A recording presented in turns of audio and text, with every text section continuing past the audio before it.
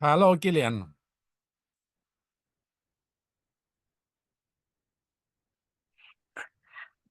Fine, thank you. How are you? Hello. I'm very well, thank you. Good. Glad to hear it. Are you all set up? I am all set up. Fantastic. And this will be the last, hello, Mike, the last Geochemical Atlas. Okay. So that brings us round to the end of all of it being put together. That's fantastic. And from now on, it will be application. Something else. Okay. Still waiting for Mike to do one. I did one. Oh, you did, didn't you, a couple of years yeah. ago? Sorry, my apologies. I'm doing about 4 conferences this year, so I'm a bit snowed under. That's all right. It was just a gentle dig, not a big one.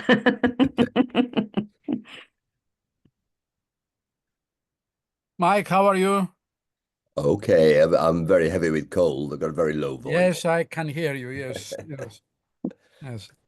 How are I you? have nursed also a cold. I haven't caught a cold for 23 years. Ah, my goodness, you've been doing well. Yes, I did well, yeah. I don't know how I caught it, but anyway. I was in Cyprus last week. You are in Cyprus? Yes, I did a conference there and then a bit of a holiday, and it was a beautiful island. I really enjoyed it. Of course. You went in a very nice time. Yes, spring flowers, lots of spring birds, the Yes, migrants yes. coming by. We were very impressed. My wife came too, and lots of lovely hospitality and Greek food, and yes.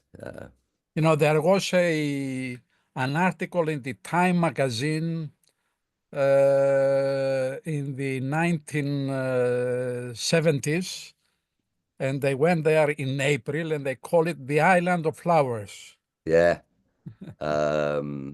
So many beautiful little flowers, and you could see it only needs a few days of sunshine to dry them all up. And there's just the window, and there were butterflies and things obviously on the flowers, and very impressive. Beautiful. Hello. I can see a face on here that I don't recognize. I'm presuming it is Rosario Costa as opposed to Costa Rosario. Hello there. You're muted. Okay, I'm not Hello. anymore. Hello. Hello there. Where are you from? Portugal, north We're in of Portugal. Okay, fantastic. Mhm. I think I have seen you on here before, but we haven't actually connected with you, if that makes sense. So good to see you. Hello. I mean, I appreciate that there are other people on here to whom we haven't spoken and said hello as well, but I don't have faces and I don't have the interaction. But if anybody wants to switch on and be recognized, that'd be good. We'll say hello to you all. Otherwise, we oldies will just keep chatting between ourselves. And when I say oldies, some of that is in years, but not all of us. Some of it is in experience with SEGH. Hello, Catherine Beltran. Where are you from? Hello. Hello. I'm working in Austria, but I'm French. Okay. Give you. Yep. So my accent is betraying me quite a bit. Well, welcome to you too. How did you find out about us? Well, I'm part of the European Geochemistry Expert Group. Okay. And so it's the first meeting that I can actually attend because each time I was busy doing other things. So I'm quite excited to listen to the presentation today. Well, the good news for you is that all of the past talks that we've had like this are actually held on the SEGH website. So if there are any that you're interested in, go back and have a good listen. There's some really good ones in there. Will do. Thank you. You're welcome. Jay Kalim? Have I got see my friend Lola. Yeah. Hello. Hi, hello, Lola. Hello. Hello. How are you? I'm very well. How are you? Fine, thank you. Good. I can only see the top of your head, Alekos. Okay. Now, much better. Hoy hablamos de eso, ellos no sabían que qué países necesitan. I think we've got some crossed wires somewhere. It is actually bang on 3, but I'm afraid I'm going to do the time-honoured thing and allow the moment or two to run past for people to jump into it. But nice to see some new people. And if you do connect to any of these and you hear us rabbiting on in the background, please don't feel that you have to not to join in. Please feel free to put your screens on or even not put your screens on and say hello, because we actually like networking. Hopefully it will be really good to see as many of you as possible at the conference in Belfast, which is rapidly coming up. And again, hopefully some of you might feel inclined to put in an abstract for that. The deadline for abstracts is fast approaching, I think, but yeah, go for it. Anybody that feels inclined to would be great. Be great to see you. The problem, Gillian, is too many conferences in July. Right. Well, I think in fairness, we've been holding ours in June, July for a very long time. So yeah. Anyway, but maybe that's something to consider. Maybe we need to think about holding it at a different time of the year. But I think the same thing. One of the reasons I know that has been pushed forwards in the past for holding it in June, July is because by then the academic year has finished and moderation has finished and people have got a bit of breathing space. But maybe that doesn't hold true anymore. Yes, but the problem is there must be some collaboration between the different associations because people don't have money to go from conference to conference. No, this is absolutely true. Yeah. Though I have to say, of course, that the SEGH one is incredibly good value for money and definitely not particularly expensive. The expensive part about the SEGA one is wherever you choose to stay. This year they've block booked a load of student accommodation. So at, what is it, £40 a night, I think, something. That's not expensive either. So yeah, I'm just pushing it and plugging it here. Right, I think at 2 minutes past, that's given us a chance for people to jump in there. So good afternoon and welcome everybody to, I've lost count of the number of talks that we've had, but Alikos has done at least 4 for us, mostly about the mapping, and today he has just informed me is the 4th of this particular set of talks. So without much ado, I'm going to hand over to Alikos, who can introduce himself very briefly and then give us his talk. So thank you. But in the meantime, can I ask people to please to mute themselves? Now the thing is how to, I don't see the, share, okay. Okay. Share.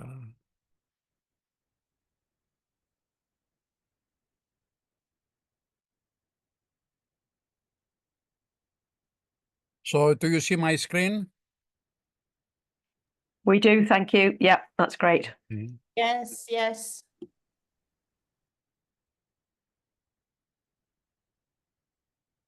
All right, why, just a minute.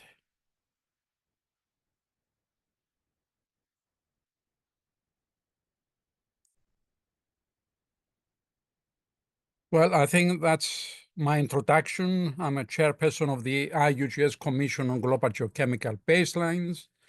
I used to work at the Institute of Geology and Mineral Exploration, and I was former director of the Division of Geochemistry and Environment. Now, I have been involved in all pan-European projects that carried on geochemical mapping for different aspects.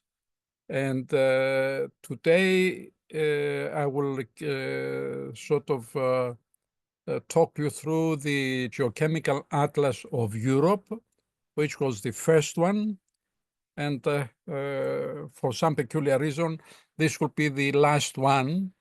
And I think it was the most important one because we have, well, anyway, you will see why in a minute. Abbreviations of organizations. IGCP is UNESCO's International Geological Correlation Program. IUGS, International Union of Geological Sciences. IAGC is International Association of Geochemistry. WEX, Western European Geological Surveys. FOREGS, Forum of European Geological Service Directors. And EGS is EuroGeoSurveys, is the Association of European Geological Surveys. So this is the structure of the webinar. I'm going to sort of go through all the stages until we reach the FOREGS geochemical mapping, and we'll end up with the concluding remarks. Now, the global problem. Humans, since their appearance on Earth, are modifying the natural environment in their attempt to live more comfortably. We have now reached a stage that our life support systems are in danger. Now, how did we start the FOREGS geochemical mapping? The Chernobyl accident awakened the most extreme environmental hazard, nuclear catastrophe. You see the plant here. You see some of the young victims, and also a mutant little pig. The members of the WEX Working Group on Regional Geochemical Mapping from Norway, Austria, France, Germany, Hellenic Republic, and the United Kingdom met in Trondheim on the 21st to 22nd of May, 1986. And of course, the first thing we discussed was the Chernobyl accident. We found out that we did not have the data, the geochemical data, to assess the impact on the surface environment caused by the Chernobyl accident. Hence, we submitted a proposal to the WEX directors for the multimedia geochemical mapping of the then Western Europe. However, it is very interesting to see the official state handling of the Chernobyl accident. Here we see a map of the spread of the radioactive fallout.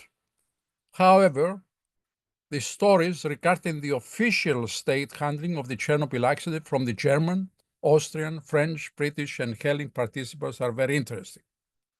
First one was the German. Said, well, the radioactive cloud stopped at the German-Polish border. It did not enter Germany. The Austrian said, well, our state says that the cloud never reached Austria. It stopped at the border of Germany. The French said, well, our state officials said that the cloud did not reach France. It stopped at the German-French border. The British said, well, it just went off the Shetland Islands and it did not affect the British Islands. In Hellas or Greece, the situation was different. All the scintillometers were recalled and locked up, and were not allowed to take any measurements. Of course, we had already measured in northern Greece in areas where we had a background of 45 counts per second, radiation of up to 1200, 1700, and also even in Southern Europe. Now, there were, of course, from all the representatives, there were independent measurements, and of course, they stated that the cloud did reach their country. But remember, the official state is said that the cloud did not reach their countries. So the proposal for the first geochemical mapping of Europe was to sample at one site per 500 square kilometer, surface water, groundwater, surface soil, soil sea horizon, and overbank sediment. Now, the total area of the Western European Geological Service countries at that time was almost 5 million square kilometers, and the total number of samples was going to be around about 9,500. Now, Björn Borgviken, the chair of the FOREGS group, offered to analyze all collected samples free of charge and also to provide financial assistance to countries that had problems. This was a one-of-a-lifetime offer, which unfortunately the FOREGS director did not take up. Now, these are the reports. I advise you to read them. They have interesting stuff there. And we go to let's say, start. We had the European proposal for a geochemical baseline atlas. And at the other side of the Atlantic, Arthur Darnley proposed a global radiometric map. The two proposals were joined, and a project was submitted to the IGCP committee, and it was approved in 1985 as IGCP 259 International Geochemical Mapping. Right, I'm not going to go through the phases of the IGCP project. I'm going to concentrate on the FOREGS, FOREGS, and EuroGeoSurveys projects from 1986 to 2006, when we had the final products. The overall objective is to establish a harmonized, global, multi-purpose, multinational applications, primary, multi-element, and multi-sampling media geochemical database. Now, this was the final 93 proposal of the FOREGS working group, where we had to reduce the number of sample types to 3, an active stream sediment, a superficial overbank sediment, and a deep pre-industrial overbank sediment at an average density of 1 sample site per 500 square kilometers, each site representing a catchment area, the size of which should be between 60 to 600 square kilometers. Now, for people that do not know overbank sediment, we had did a lot of research from 1989 to 1992, and you can see here the reason. At the bottom here, you can observe the overbank sediment, the first 2 layers down to 104 centimeters are contaminated, and the contamination is due to the mining activities and smelting activities of the Iron River. And as you can see, the lower layers tend towards background. So this is the reason we believe it was a good idea to sample overbank sediment. Now, the FOREGS director decided in 1994 to establish another Geochemistry Task Group chaired by Professor Jane Bland, with the mandate to compile an inventory of regional geochemical mapping projects in Europe and to submit its proposal. Now, it is really funny because we have already done this work in 1992 as Appendix 10 in the pilot project report. So what was the reason for repeating this exercise? This is the €1 million question. The FOREGS directors were really stalling. Why? The answer was that factual knowledge is difficult to handle in political decision-making. We have seen the state position about the radioactive cloud. Fortunately, the final report of the IGCP 259 project, International Geochemical Mapping, was published in 1995, and it has given all the necessary reasons supporting the compilation of a harmonized global geochemical database for environmental and resource management. We call it the Blue Book because of the color of its cover. And here we have really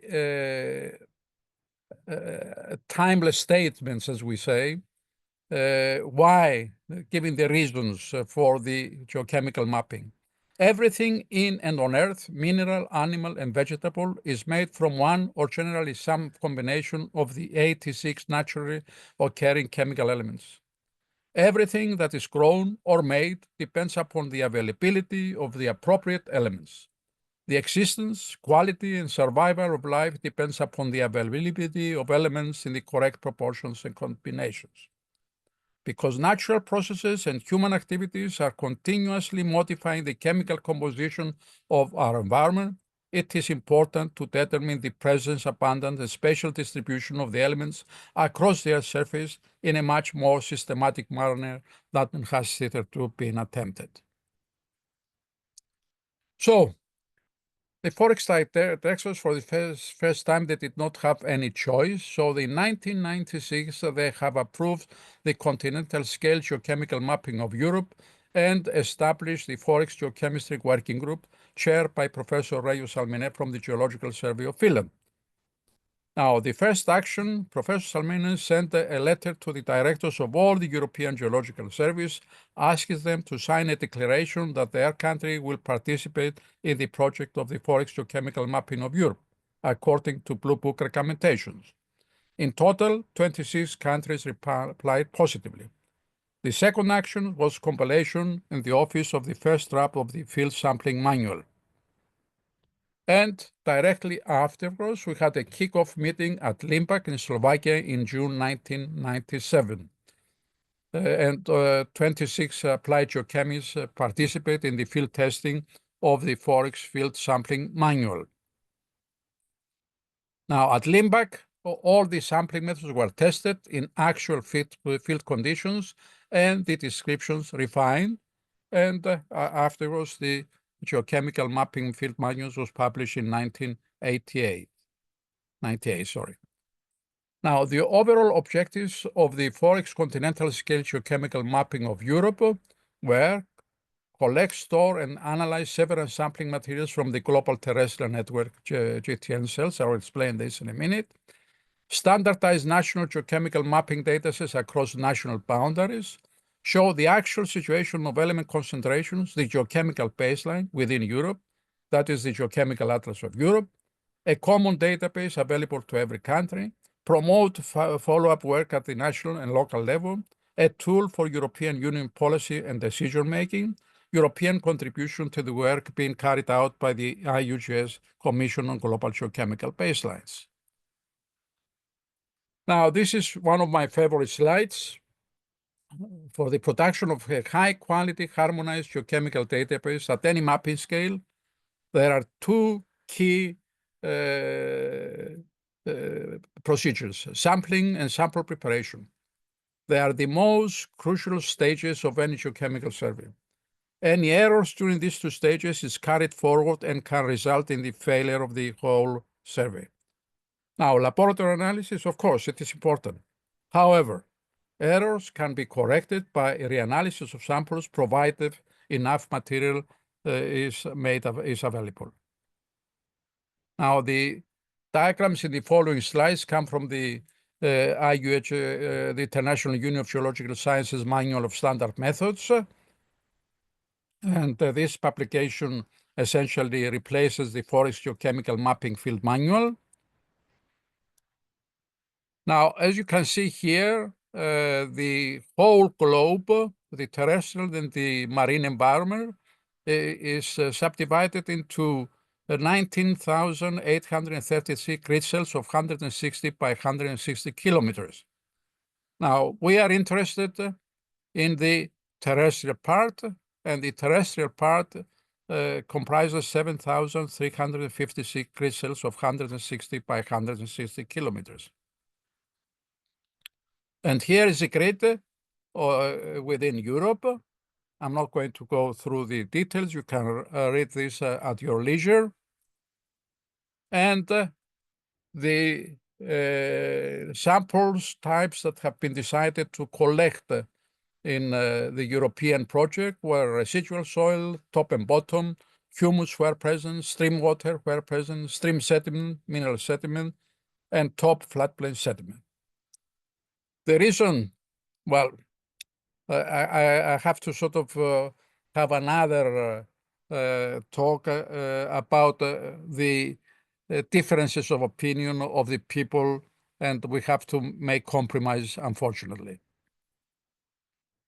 Here we see the sampling of stream water, filter, unfiltered, stream sediment, wet sieving, dry sieving, residual soil, top and bottom, humus, and floodplain sediment. And of course, for a detailed description of the sampling methods, you should consult the IUG's Manual of Standard Methods. Now, the grids, 160 by 160, you can see a grid cell here, and we have 5 random sites. And in one cell, we have 2 random sites. And these are generated by R scripts, and you can download the report from the IUG's Commission of Global Geochemical Baseline. Now, how do we plan? We have the random sites as I said, 1 in each subcell of 80 by 80, and in one subcell there is a second random site. And we select the nearest second-order drainage basin in each quadrant. And for people that do not know the Strahler stream order classification, here is a stream. As you can see, a first order and a first order stream. When they join up, they make a second order stream. When 2 second order streams join up, they make a third order stream. And here is a block diagram showing you the positions of the different sides. We have the second order stream here, and we have the residual soil, the overbank, stream water, stream sediment, and also rock for the global project, and the floodplain sediment from the third order stream. And here is an enlargement of an actual sort of example with all the sample coding as well. As you can see, the second order stream will collect all the sample types, and the floodplain sediment from the third order stream. 26 countries, as I said, participate in the geochemical mapping of Europe. You can see the map on the right-hand side. The area is about 450,000 square kilometers. Approximately, there are 925 sample sites, and one site per 4,800 square kilometers. Remember, the original proposal was one site per 500 square kilometers. So there is a completely different map scale. Each country had to pay for the sampling and also the analysis. You remember, as I said, the original proposal by Björn Borviken was free analysis and also assistance to countries that had problems in funding the sampling. These are the list of country participants. And here you can see the different stages. We have the field training, sampling in 26 countries, the number of samples collected, the residual topsoil, residual subsoil, humus, stream sediment, stream water, floodplain sediment. Then we have the sample preparation, homogenization, and splitting into some samples at the central laboratory in the Slovak Republic. And then the laboratory analysis was split up to 7 different laboratories. And of course, we had a strict quality control procedure for the acceptance or not of the analytical results. Now, this is the sampling book and also the sampling chapter, which you can download from the website. Here we have the field observation sheets. At each site, we have to complete it. And also, we used to take photographs at each site, a general photograph and a general landscape and the site photograph.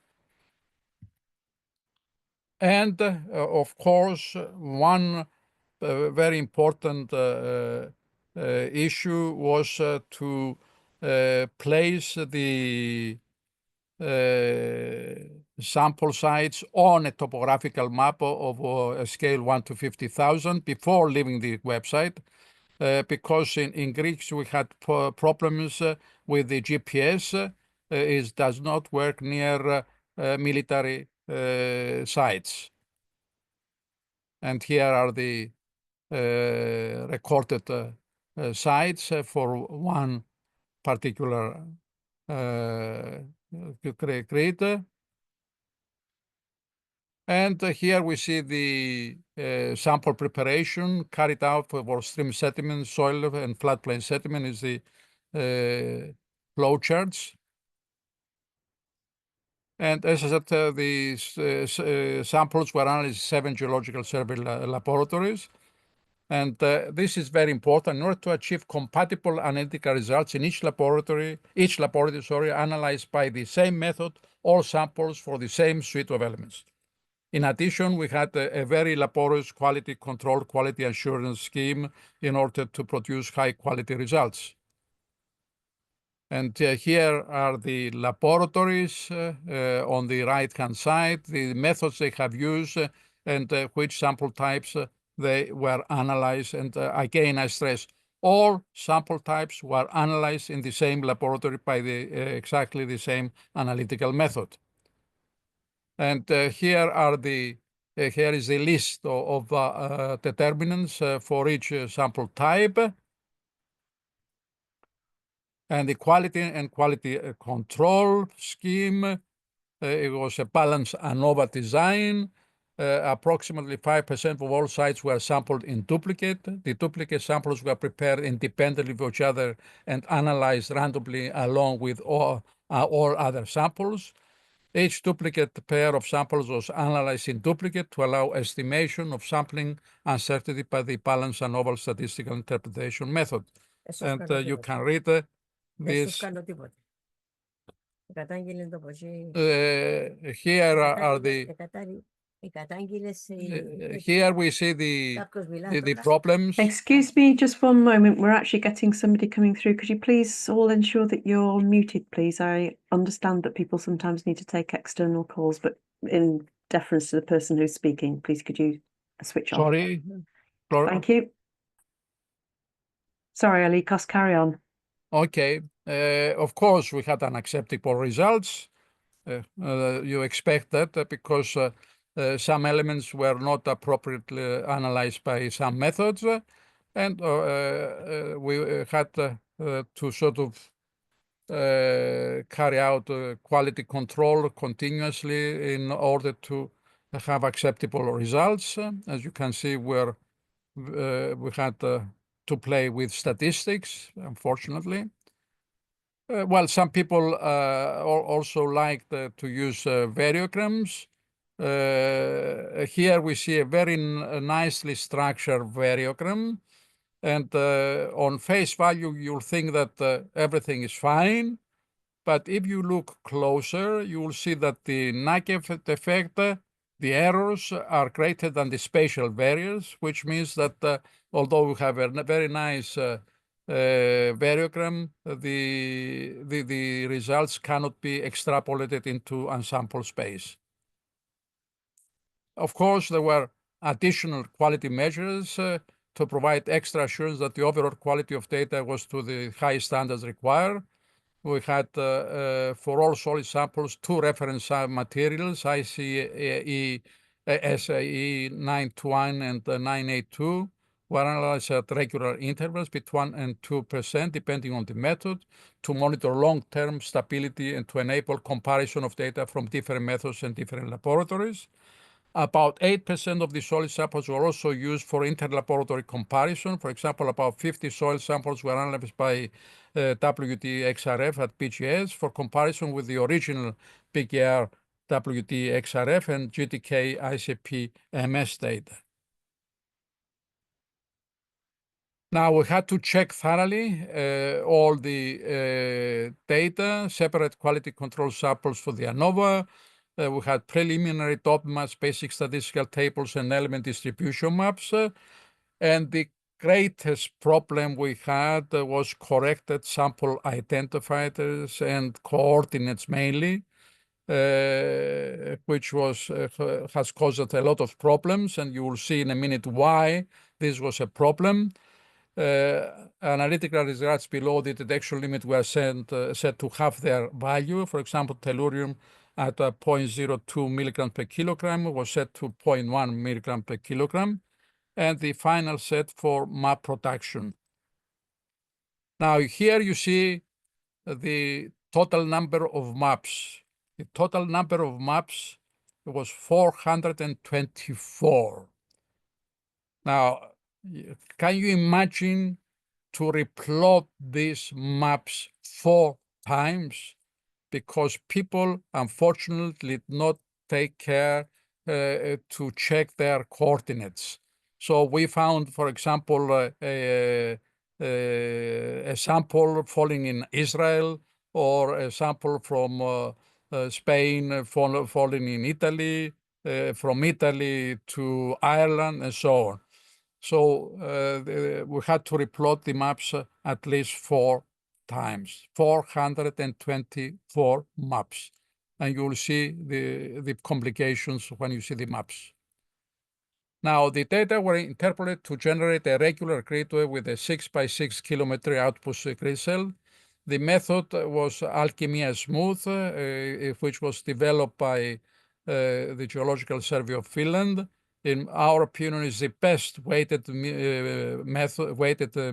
moving method, because it uses the median in a circular window. And we, after testing, we found that the fixed radius of 150 kilometers was very good. It was the optimum, and also the weighting factor weighting was made by a Butterworth function from distance longer weight to nearby samples than inverse distance weighting.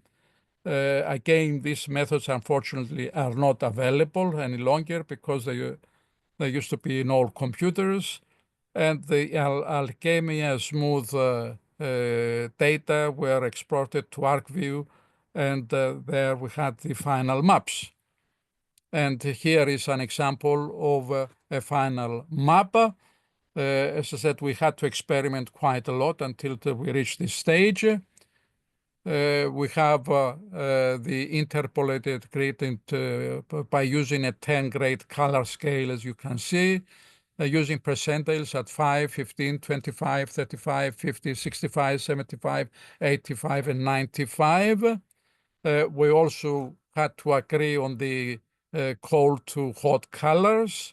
And most importantly, we had to agree to have the variable size dots exactly at the site of sampling. This was very, very important. Again, there was a lot of experimentation until we reached this stage. And you can see is the presentation of the map is really, in our opinion, excellent, because we can see the extrapolation, but also the exact concentrations of each sample at its sample site.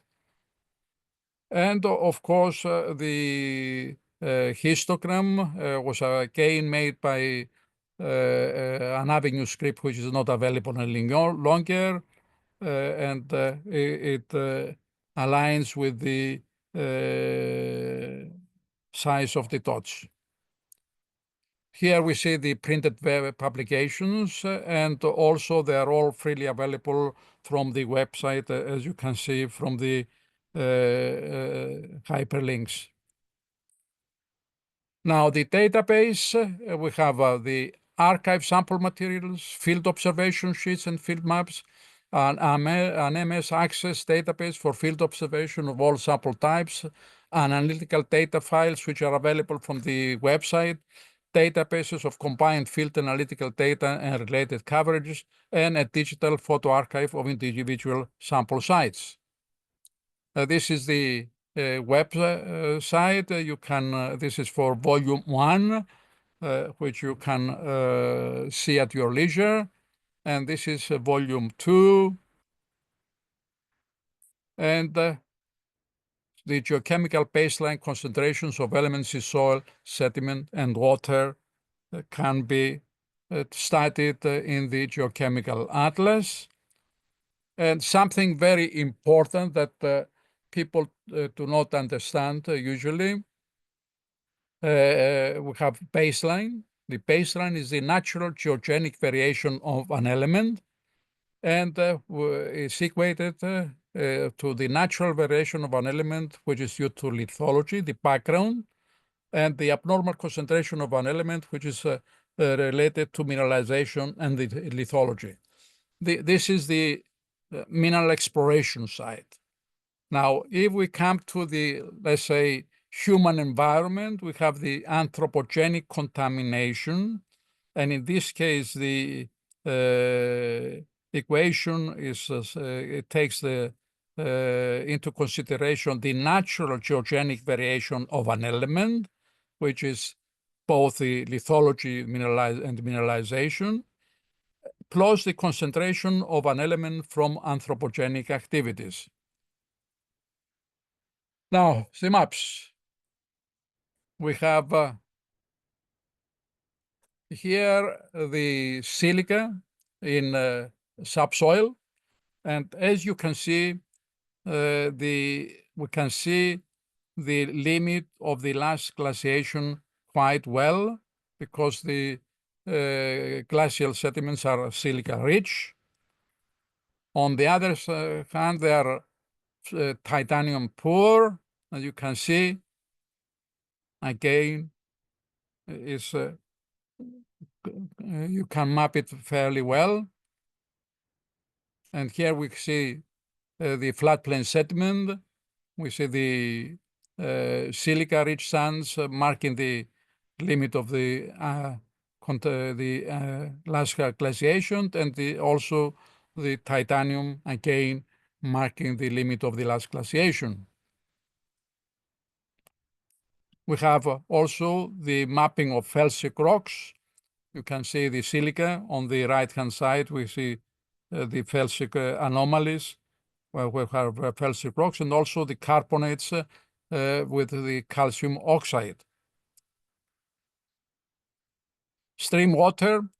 Stream water is more acid in Scandinavian countries, as we can see with the pH, due to the low base cation capacity of metamorphic basement rocks and high concentrations of humic and fulvic acids, which are typical of boreal climate, and the low pH values resulting in the higher solubility of aluminum and some other metals. So we see that these anomalies are really caused by the boreal climate. Here we see, surprisingly, almost similar patterns of the stream sediment and floodplain sediment. You can study this at your leisure. Stream water. Now we have factor analysis. Here is the rare earth element factor, where we can see the anomalies in the southern Scandinavia are related to acid pH and high levels of dissolved organic carbon. You can see it on the right-hand side map. The nickel, stream water and nickel in topsoil. As you can see, there are some similarities, but not a good correlation. Okay. Now, if we have the factor scores, here we see a somewhat better correlation between stream sediment and floodplain sediment. Again, association of elements in mafic and ultramafic rocks. We see this with the factor analysis maps. And of course, we use the geochemical data in mineral exploration, farming and forestry, land use policy, health issues, and environmental policy. Now, for mineral exploration, we locate metallogenic provinces. Okay, at the continental scale of one sample site per 4,800 square kilometers, only large size anomalies are delineated. And here we see on the left-hand side the major mineral deposits map, and on the right-hand side we see the lead distribution in floodplain sediment. And as you can see, we can correlate the anomalies with the different mineral provinces. We can use the geochemical data in farming, in forestry. As you all know, 17 trace elements are considered essential for all plants. I'm not going to read them all. Then there are other essential elements for animals. And the Geochemical Atlas of Europe can pinpoint problem areas for follow-up work. You can study this multi-chart at your leisure as well. It shows the interaction between the various nutrients. For example, the zinc absorption by a plant is dependent upon the levels of phosphorus, iron, and calcium in soil. And high phosphorus level in soil antagonize the uptake of zinc, copper, and potassium, but stimulate the uptake of magnesium. And here we see the iodine distribution in stream water and topsoil. And as you can see, there are very large areas in Europe that are iodine deficient, that are worth looking at from the medical point of view. Now, the zinc absorption by a plant is dependent, as I said, upon the levels of phosphorus. And here we see high phosphorus areas on the left-hand side map. And so it's worth sort of checking what's happening with the plants grown in this area with respect to the zinc absorption. Now, another problem is excess molybdenum in soil. In England, excess molybdenum in soil and thus in pastures and fodder causes similar molybdenum excess in grazing cattle. Due to the excess of this element, these cattle acquire a deficiency in another element, copper. Copper deficiency in this cattle was exhibited as standard growth, late maturity, and decreased production. Supplementing the molybdenum-rich pastures with copper corrected the problem. And of course, we can use the geochemical data in land use policy, for example, agricultural, animal husbandry, parks, and new towns. We can use the data for health issues. As you all know, the elements should be in a small life window, as we say. Okay. Now, too high concentrations may cause toxicity problems and death, but also too low concentrations may cause deficient symptoms and may cause death as well. So there should be a balance. Here is just to prove the point is that there is a graph of the concentrations in the upper continental crust, the European agricultural soil in brown, European groundwater in blue, and human blood in red. And as you can see, there is a very nice correlations with the respect of the patterns. Okay. Now, an interesting point to see is lead, which kicks up, and you have to explain that. Now, the arsenic distribution. Here we have an area in Finland, the Pirkanmaa area, and there is a small anomaly there. And we asked what is the arsenic concentration in bedrock across the groundwater, and we found out that the arsenic value here is 2,233 micrograms per liter in a bedrock drinking well. Again, apart from the Pirkanmaa area, we have problems in the Skellefteå area of Sweden.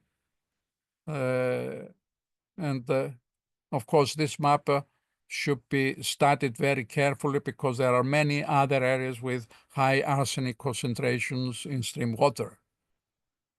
And of course, one of the problems is the Balkan endemic nephropathy area, which is in Croatia, Bosnia, Bulgaria, and Serbia. And here we see the problems that we have in Romania, where these people are waiting for dialysis in a clinic. Another problem is magnesium deficiency in soil. In France, magnesium deficiency in certain types of soil has been associated with specific kinds of cancer. So as you can see here, there are many areas with magnesium deficiency in soil which should be investigated. Now, the nitrate concentrations map is interesting. We see elevated concentrations due to intensive agriculture in the northern European plain, as we say. And the question is, should this be a health concern? Now, something that we're not surprised, of course, but for people that are not geochemists, most likely will be surprised. We see robustness of geochemical patterns. We see here the Geochemical Atlas of Europe at a sample density of 1 site per 5,000 square kilometers. And here we see the Baltic Soil Survey, which is it has doubled the samples, and the anomaly, the arsenic anomaly is defined much better.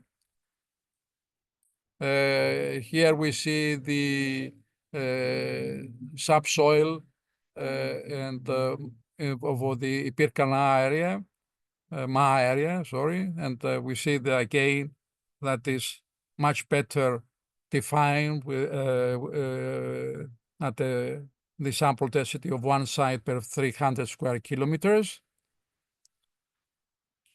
And the floodplain sediment lead, here we see again this area is much better defined at a mapping scale of 1 site per 464 square kilometers. Concluding remarks. Now, Professor Kalevi-Koran, director of the Geological Survey of Finland, stressed in 1988 the importance of geochemical mapping by the following simple statement. Geochemical maps represent the most urgent and important task within geology for today's human society. Darnley et al., as we see, has these statements: everything in and on the earth, mineral, animal, and vegetable, is made from naturally occurring chemical elements. The existence, quality, and the survival of life depends upon the availability of elements in the correct proportions and combinations. And Mary Louise Zoback, in her 2000 presidential address, stated, documenting and understanding natural variability is a vexing topic in almost every environmental problem. How do we recognize and understand changes in natural systems if we don't understand the range on baseline levels? We are now in a new destructive geological era, the Anthropocene. The Anthropocene is characterized by humanity's extensive destructive impact on the Earth's landscapes. And Margaret Atwood states, it's not climate change, it's everything change. Soil, sediment, and water are the most valuable natural resources for our quality of life, and we need to know their chemical composition and our impact on them. So how can we study the changes? Geochemical mapping provides the tools for visualizing the spatial variation and intensity of the human-induced threats. The question is, what sort of global geochemical baseline mapping do we need? We don't need just any global geochemical database. We actually need a harmonized global geochemical database. The FOREGS geochemical mapping is widely regarded as a pilot project for the IUGS project of global geochemical baselines. Therefore, standardized procedures must be used in all 196 countries for the production of a harmonized global geochemical database, namely randomized sampling, samples collected by the same procedure using the same equipment, samples prepared in the same laboratory, and samples analyzed in the same laboratory with the same analytical method or methods. At all stages, a strict quality control procedure must be installed. All standardized procedures are described in the IUHS Manual of Standard Methods. The Blue Book on the left-hand side provides the background and the vision, and the International Union of Geological Sciences Manual of Standard Methods for establishing the global geochemical reference network provides the standardized methodology. The ultimate objective of the 21st century is the completion of the harmonized global geochemical database for environmental and resource management. Geological surveys can deliver it to decision makers, the scientific community, and the public. Thank you very much. Thank you very much indeed. What an interesting talk. That was absolutely super. So if we can, or if I can, no, I can't. It's you that's sharing your screen, isn't it? If we can come back, that's okay, don't worry. That's absolutely fine. Stop sharing, stop sharing. Share, stop sharing. It's the kind of thing that you can do when you're on your own, and then when everybody's watching you, it becomes difficult. Stop share. Okay, I found it. Okay, thank you.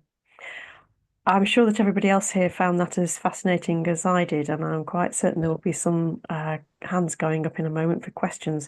Anybody want to start off the question session? I thought you might, Mike. Go on for it. Alikos, I found that very interesting, a good summary of, I knew a lot of it, but I hadn't seen it all put together in such a good way. And I was just wondering how the rest of the world is getting on. Are we making any progress towards the world geochemical mapping, or are things grinding to a halt or actually progressing? You may say it's like what we had in England in the old day, roses grow on you. Remember is gradually getting into place. We have the Latin American countries. They have established a very active group like the European one. But as I say, they are in the same stage as we were in the 1980s. Because they are trying to level data. And you know, leveling data is not an easy procedure. And this is something we tried in Europe and it is not successful. So this is, they are presently experimenting because they don't have the financial resources. This is the problem, Mike. We need the financial resources for this project to go ahead. I mean, also remember, it has taken 10 years for 26 countries to come together from 1986 to 1996 for the go-ahead for the European geochemical mapping. We have 196 countries with different problems. It's not an easy task. Now, the aim is that we should have geochemical groups like the European one in all the continents. As I said, there is an active one in Latin America. There is a, let's say, a decision for the African countries to establish one there.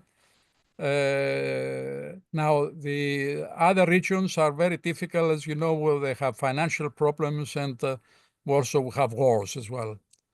So anyway, we may have to ask Elon Musk to finance it.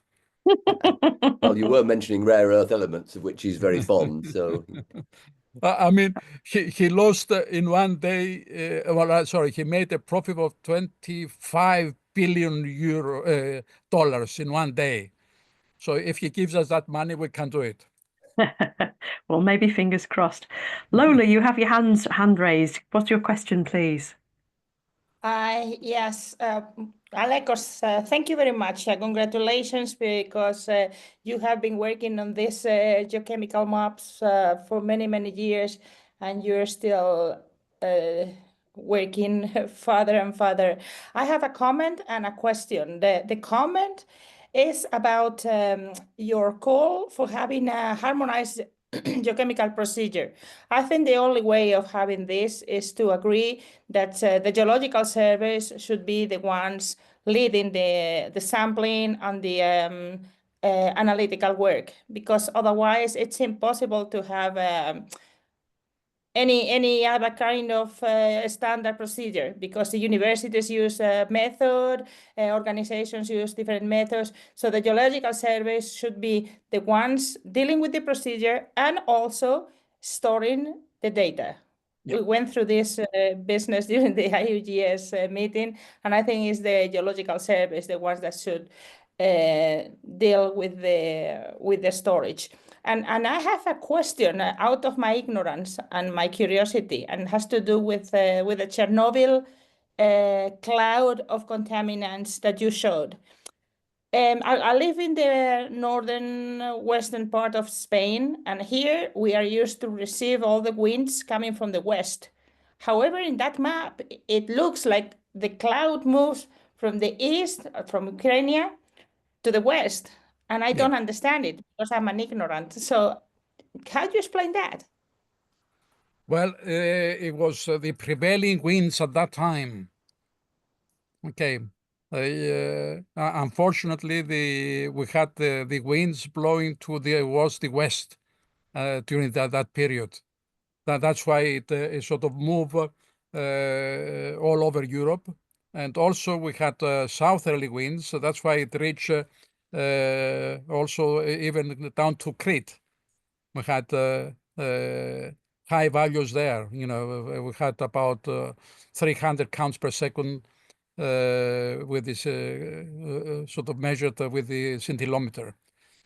So it was all because of the wind blowing from east to west, and also we had winds blowing from the northeast to the southwest. You are very fortunate. You are very fortunate because it did not reach Spain. However, Alekos, I read some news about that, and there are many measures in Spain, specifically in Valencia, in the eastern coast of Spain, and there they sample water, soil, grass, and also the milk coming from the cows, and they found contamination. So it reached so finally the cloud reached you as well. Yes. Okay. There are publications about it. So yeah, so it seems like the cloud of contamination should be modified to were there be any more... health effects? Any health effects? Any what? Any health effects? Health effects. HEALTH. The impact on the people humans. made sick. Any people were ill? Oh, okay. I don't know, but I can find the references I got that this was some time ago, and I can send it to you so you can Yes, have please, a look at it. because we have I'll do- recorded leukemias. Okay. I cannot say that because it was interesting that they found contaminants in the milk of the cows because the grass was contaminated. So, but I didn't go further. So, but I will find it and send it to you. Yes, please. Thank you. It's actually very Yeah. interesting from an atmospheric point of view, in as much as the globe doesn't stand still, it revolves, and the air doesn't necessarily move at the same rate that the globe does. So by the time we got the output from Chernobyl was so high that after 3 or 4 days, there was hardly anywhere that was left that wasn't contaminated. It's just from Alekos' map that you see where places were heavily contaminated in the very early stages, but I think it's almost impossible to find anywhere that doesn't have a measure of fallout from Chernobyl if you bother to go to try to evaluate it. Gillian, Ariadne is still measuring the effects in samples, soil samples, even Is she? today. Yeah.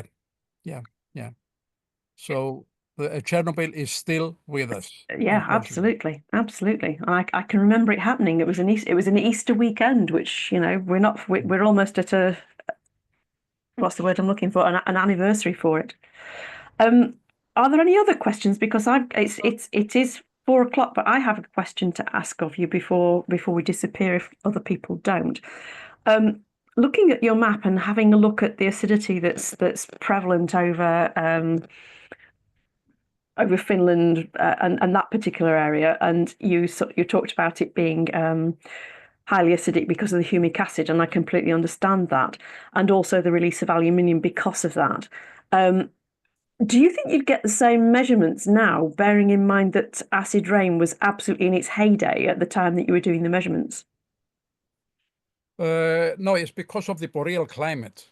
I think with the low pH, we have seen it in the other atlases that they have published in Fennoscandian countries. So let's say it's something that exists there and will not change. Okay. Is our environment. Thank you. Xiaosheng, I can see you've got your hand up too. Hello guys, how are you? Greetings from Ireland. I just want to add a comment to the Chernobyl one. You guys talking about many years ago, Ulla Seliners told me it was first detected by a nuclear plant in Sweden. I think in eastern Sweden, there's a nuclear plant, and that was the plant first detected. And then they just and then contacted the government. Anyway, that's very interesting. I just have a question for Alikos. Well, I'm very delighted that you make such a comprehensive report about the history. But the global geochemical mapping has been there. The concept has been there for 40 years or 50 years now. So far, I think we have just finished less than half of it, of the globe. So what can we do for other places? You mentioned Latin America, whatever. If for some places we can never get samples or we can never get them, what's the approach for us to complete the global picture? Do you have any ideas? What's the best route, best way to do? Well, we are discussing ways to promote the global project.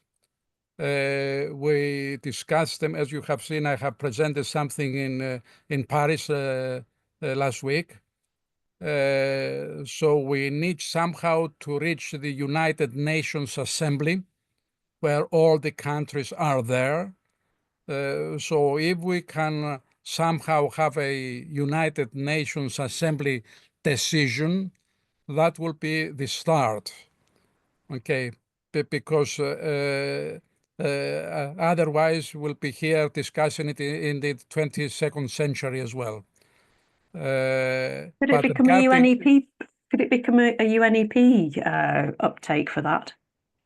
Well, we are trying to put together a, let's say, a layperson's pamphlet in order to promote the global project at the UN level.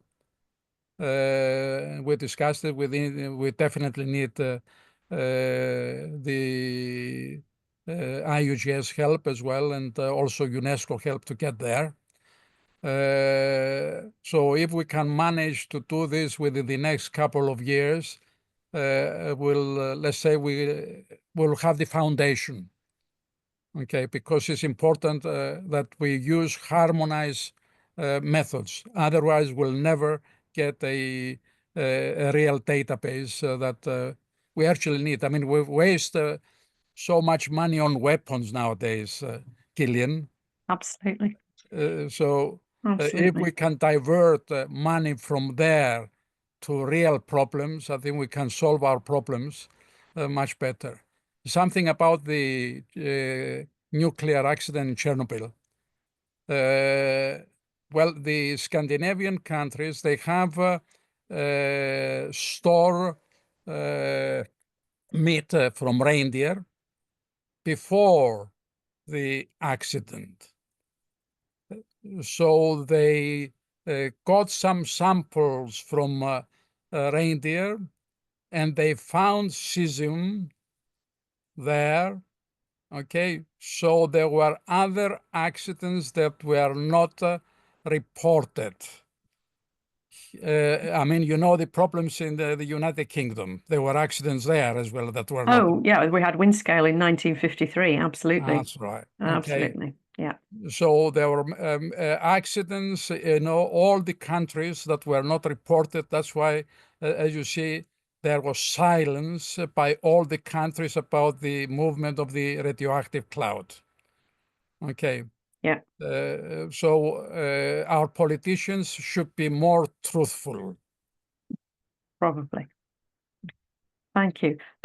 Before we wrap up completely, I just see something popped up in the chat box saying, share the presentation, thank you. All of our presentations are on the SEGH website. So if you go to the SEGA website, you can find the fellows talks and you'll find all of them sitting there. So do go and have a look, if not just for this one, but actually the other ones that back this up as well, that Alikos has done, that give you the full story of all the work that's been done, and other presentations that have been given too. And also in the chat box, Olivier has very kindly put in the link directly from there to the SEGH website, but into the conference page as well. So again, just at the other end of the day, another plug for the conference. In the meantime, thank you very much indeed again to Alikos. You know, we give you the virtual clap as we can do, and thank you very much indeed to all of you too for coming and joining us this afternoon. Much appreciated. And have a good weekend, everybody, and hope to see you in Belfast. Take care. Hey, Thanks, bye-bye. Alikos. Bye-bye. Bye. Happy weekend. Thank you.